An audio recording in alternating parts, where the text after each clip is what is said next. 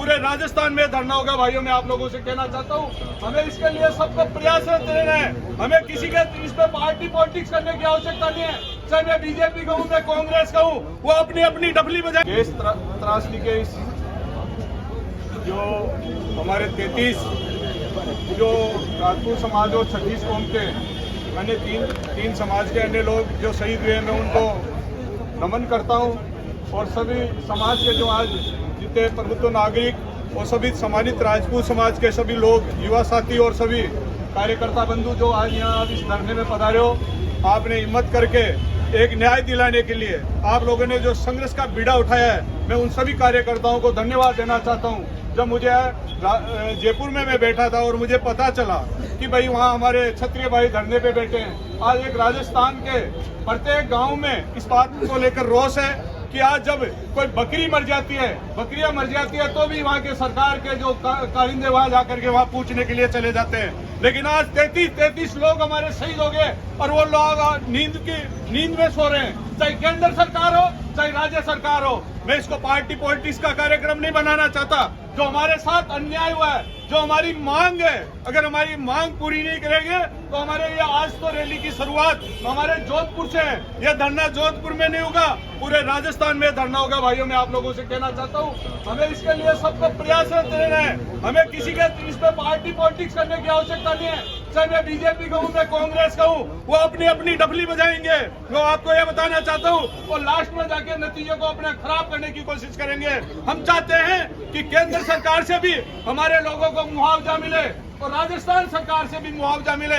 मैं ये नहीं कहना चाहता एक सरकार को ही दोषी नहीं मानता, मैं दोषी दोनों सरकारों को मानता हूँ, क्योंकि दोनों सरकार की जिम्मेवारी बनती है।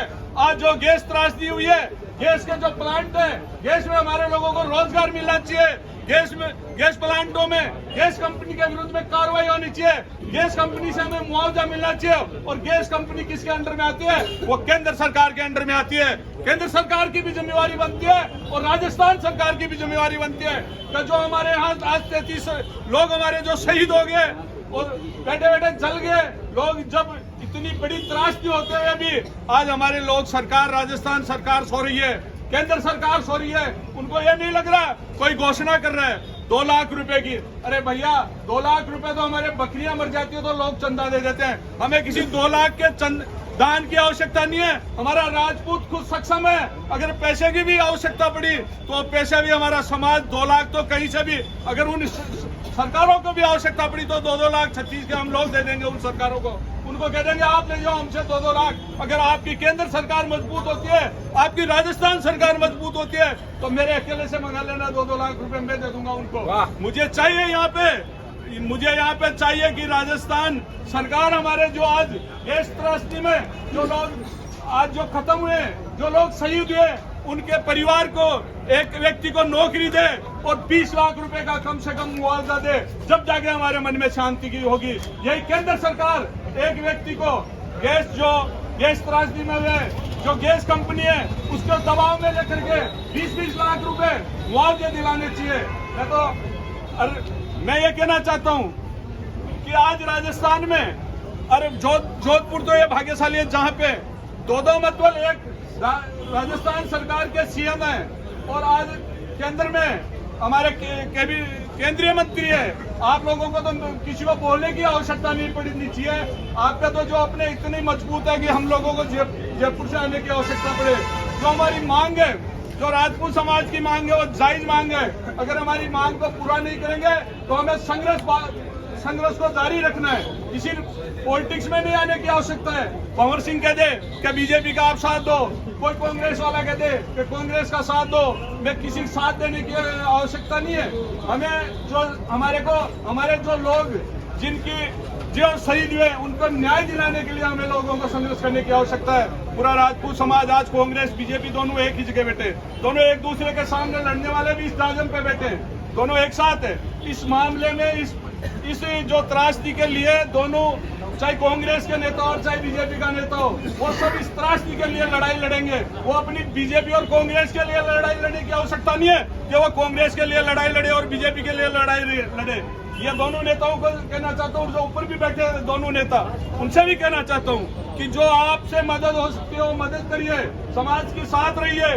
आप माननीय अशोक गहलोत जी भी यहाँ जितना कर सकते हो उनको भी मदद करिए। जो हमारा मुआवजा, हमारी जो जायज मांग है, जो हमारे लोगों के साथ जो अन्याय हुआ है, अन्याय हो रहा है, उसके लिए हमारे अशोक जी गहलोत को भी मैं निवेदन करना चाहता हूँ कि वो भी जितनी मदद कर सकते हैं वो भी करें। और केंद्र सरकार में माननीय आदरणीय गजेंद्र सिंह जी शेखावत साहब विराजमान है, मैं उनसे भी कहना चाहता हूँ कि वो भी अपने समाज के प्रतिनिधि भी है, इस नाते वहाँ केंद्र सरकार में जितना मुआवजा, जितना जो मदद कर सकते हैं वो मदद हमारे जो पीड़ित लोग हैं उनकी मदद करें। और हम समाज के लोग, जो कल आप लोगों ने रैली रखी है, वहाँ आपको चिंता करने की जरूरत नहीं है।